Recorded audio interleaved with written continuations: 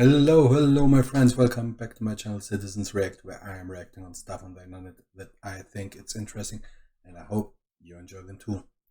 And if you do, don't forget to like the video, subscribe to my channel, and hit the bell. Today, after we did Oversimplified World War I, I decided to go on with World War II. So I would say let's jump right into it and let's see what we got here.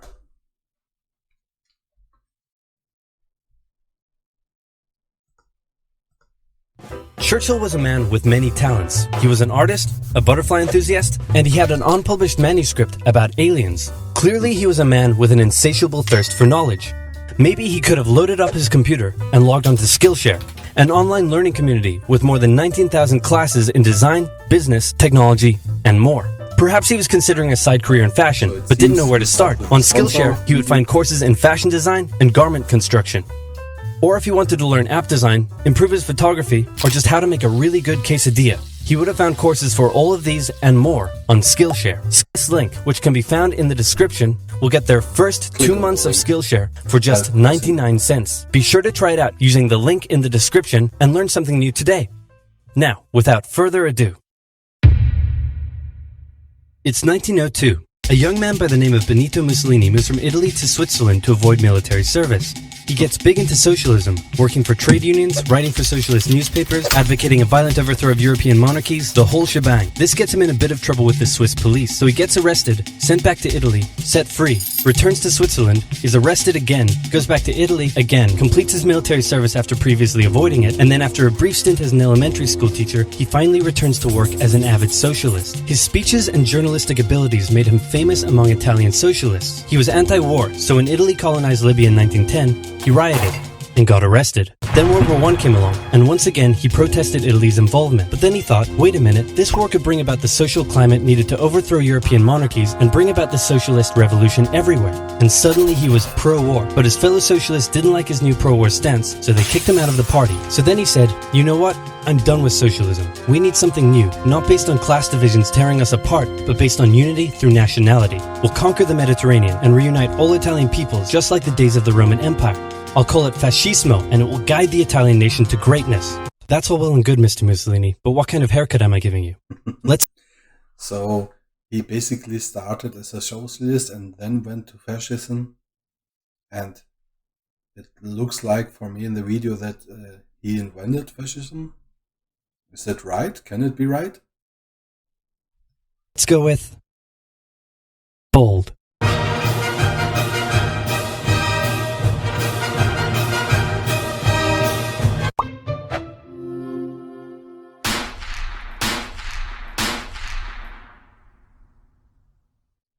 Italy had been on the winner's side in World War I, and they hoped they were going to get a lot out of it, but in the end, they only got a little, and they felt cheated. On top of that, a bad economy and weak governments meant that the Italian people were a little unhappy. So when Mussolini came along and said that he could fix everything, his fascist movement gained a lot of support. In 1922, he went to the king and said, make me prime minister or I'll make me prime minister. And the king said, you and what army? This army. Fair enough. Then he went about establishing a dictatorship. If you have the people behind you, you are powerful. With himself at its center. Europe had its first fascist dictator. Next up, Germany. Germany had been on the loser's side, and they got absolutely wrecked by the Treaty of Versailles. They lost territory, had to demilitarize the Rhineland, had to reduce their army to just 100,000 men, couldn't have an air force, had to pay the Allies a huge amount of money that it didn't have, and a new rule was established that every Englishman withheld the right to walk into the center of Berlin, pick out any German they wanted, and spank the hell out of them. I made that last one up, but it helps you understand how all of this felt to Germans. On top of that, a bad economy and weak governments meant that when a small angry man with a silly mustache came along and said that he could fix everything, the German people loved it. Hitler had been a soldier during World War I, and he was crazy patriotic, and nobody was madder than him about Germany's humiliation. He helped start a new political party, and in 1923 attempted a march on Munich with his boys. And then he got arrested. But his popularity grew and grew, and in 1933, the president made him chancellor. He believed he was Germany's great destined savior, and he went full megalomaniac, establishing a dictatorship with himself at its center. Europe had fascist dictator number 2. Hitler and Mussolini had a lot of the same ideas, but more importantly, they had the same enemies, and they started to get along. Anyone else want to be friends? Franco? No? You good? I do. Who's that? It's Japan, and they've taken over northern China. Let's rewind a bit. Japan had isolated itself from the rest of the world for over 200 years until the Americans showed up and said, you're going to trade with us and you're going to like it. Then the Western powers imposed a bunch of unequal treaties, meaning Japan's economy was bust. They also had no natural resources, so they decided to go get some. They went to war with China to gain a sphere of influence over Korea, and they took a bunch of China's stuff. But then the West said, hey, cut that out. And since Japan couldn't take on the West, they said, okay, I guess we'll just go home. Wait a minute, what are you doing? Taking advantage of a weakened China and setting up spheres of influence. But I was the one who weakened them. We know. And you guys didn't let me have anything. We know. That seems unfair. We don't think so. Okay, see ya. So Japan Europeans against messing everything up. thought, screw this, and went to war with Russia, and stunned everyone by actually winning. Then they fully annexed Korea, but they didn't stop there. In World War I, they took Germany's colonies and islands in Asia, and then in an incident that was maybe staged by the Japanese army, a bomb blew up a Japanese train in Manchuria, giving them an excuse to launch an invasion and take over. So here's the situation. Nazi Germany, Fascist Italy, and Japan all believe they're racially superior, all feel hostility towards the Allies, and all want to militarize and take over more stuff. And so they did. Let's start with Germany. Hitler hated the Treaty of Versailles, and now he was ready to begin undoing it. In complete violation of the treaty, the first Luftwaffe squadrons were set up, conscription was introduced, and he pimped up his army. The Allies did nothing. Then Hitler sent his army back into the demilitarization was introduced, and he... Oh yeah. This on the railway, Big Bertha, I guess is the name. Pimped up his army. The Allies did nothing. Then Hitler sent his army back into the demilitarized Rhineland, giving orders to immediately retreat if the Allies showed up. The Allies did nothing. With his military re-strengthened, he could now move on to step 2. He wanted to rapidly increase the Aryan population, and to do so, he needed Lebensraum, or in other words, he would have to take over the world. But for now, a good portion of Europe would do, and he began eyeing up his neighbors. The Allies finally started to get worried, so they implemented a fairly useless diplomatic strategy called appeasement, and it went a little something like this. Hitler would say, I want that thing, and the Allies would say, you can't have that thing. Okay, you can have that thing, but no more. I want that thing. And repeat. In 1938, Hitler's army marched into Austria and just took it, with no resistance. Boom, this is Germany now. Next, he demanded to be given the Sudetenland, an area of called the Anschluss. Czechoslovakia with many ethnic Germans. The Allies held a meeting with Hitler in Munich and said, look, we're going to give you what... Hang on, this meeting is about my territory. Shouldn't I come to the meeting too? Anyway, we're going to give you what you want. Really? Yeah. Just like that? Yep. What's the catch? Just sign this piece of paper promising you won't invade the rest of Czechoslovakia. Okay. Then Chamberlain returned home victorious, waving his signed piece of paper in the air, declaring crisis to be averted and the continuation of world peace, and we built a statue of Chamberlain in his honor, and every day on the 30th of September we celebrate Chamberlain Day. Hitler's invading the rest of Czechoslovakia. What? He's invading the rest of Czechoslovakia. Oh. You lied to me. What do you expect? I'm Hitler. Not to be outdone, Mussolini also wanted to get in on the action. He thought to himself, isn't there a not yet colonized nation somewhere which is so underdeveloped that the people would be defending themselves against our tanks with literal bows and arrows and wooden spears? Oh, there is? Fantastic.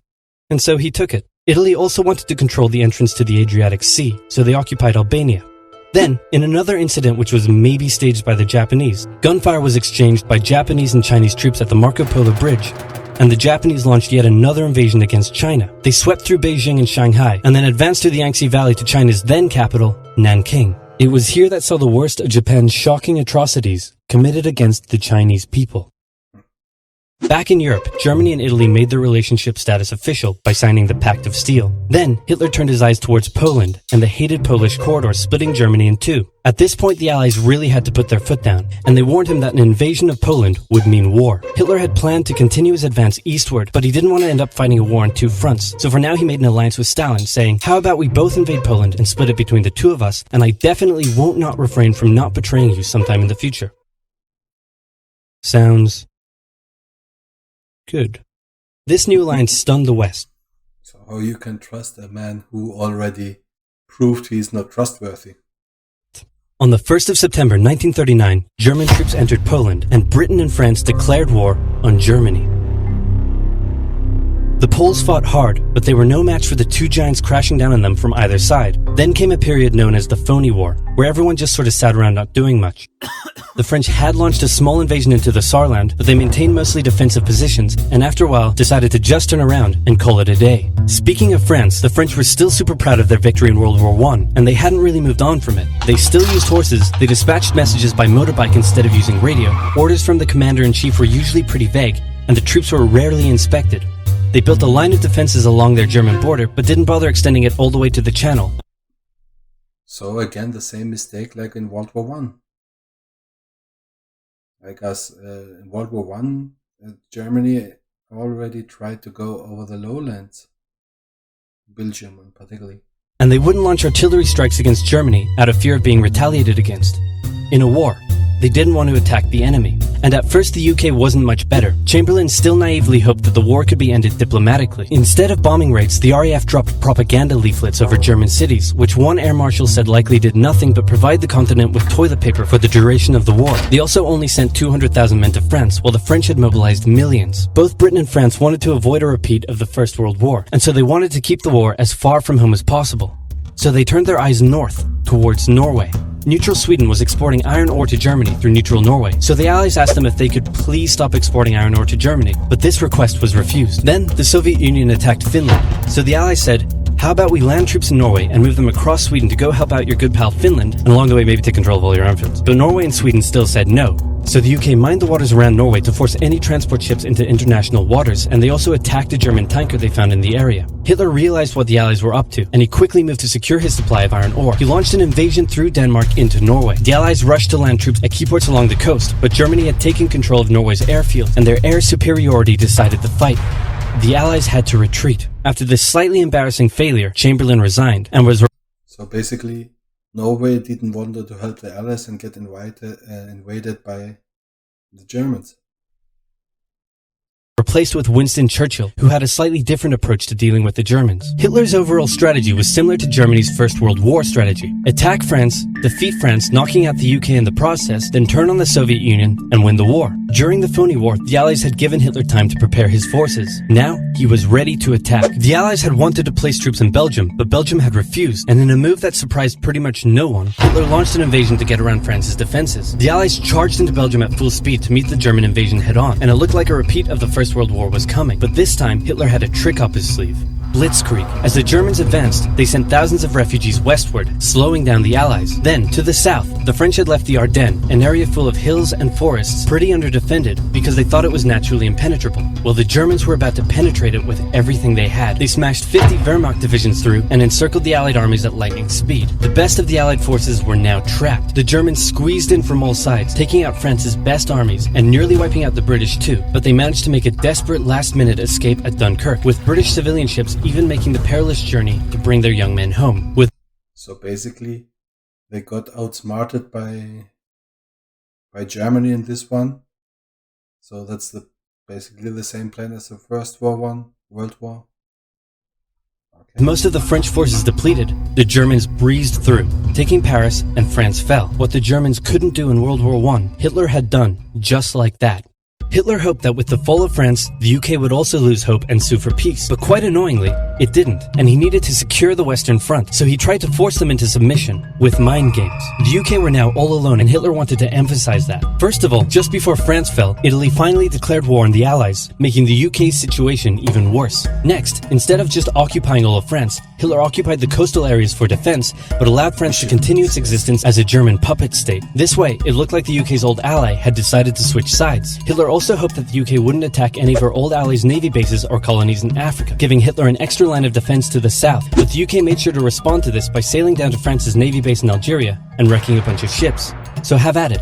Hitler then began laying down plans for an invasion of Great Britain. Before German troops could land on British soil, he would first need air and naval superiority across the Channel. Waves of German bombers came, while the completely outnumbered RAF worked bravely around the clock in an attempt to quell the German attacks. At first, the Luftwaffe targeted British ports and coastal facilities. Then it attacked RAF bases, crippling the RAF's ability to defend the nation. And it looked like Hitler's Great British invasion was coming. But then, Churchill ordered a small, pretty insignificant bombing raid over Berlin. It didn't do much damage, but Hitler was furious, and he immediately ordered ordered the Luftwaffe to refocus its attacks on civilian targets in London. Children were sent off to the countryside away from their parents to avoid danger, and frequent trips to air raid shelters became a daily occurrence. But British morale held firm. Smiling, knitting, lounging casually, these people have balls of steel. This refocusing on London also gave the RAF breathing space to reorganize.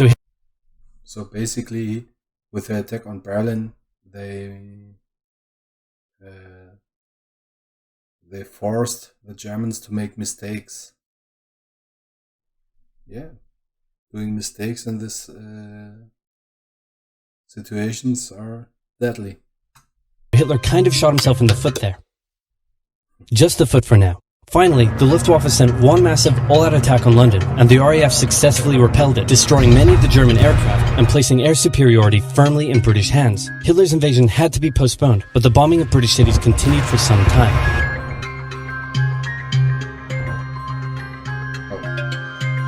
It's over. Yeah, it was quite interesting, and I think I will cover part 2 very soon, because I really enjoy the videos from Oversimplified. And if you do so, like the video. See you next time.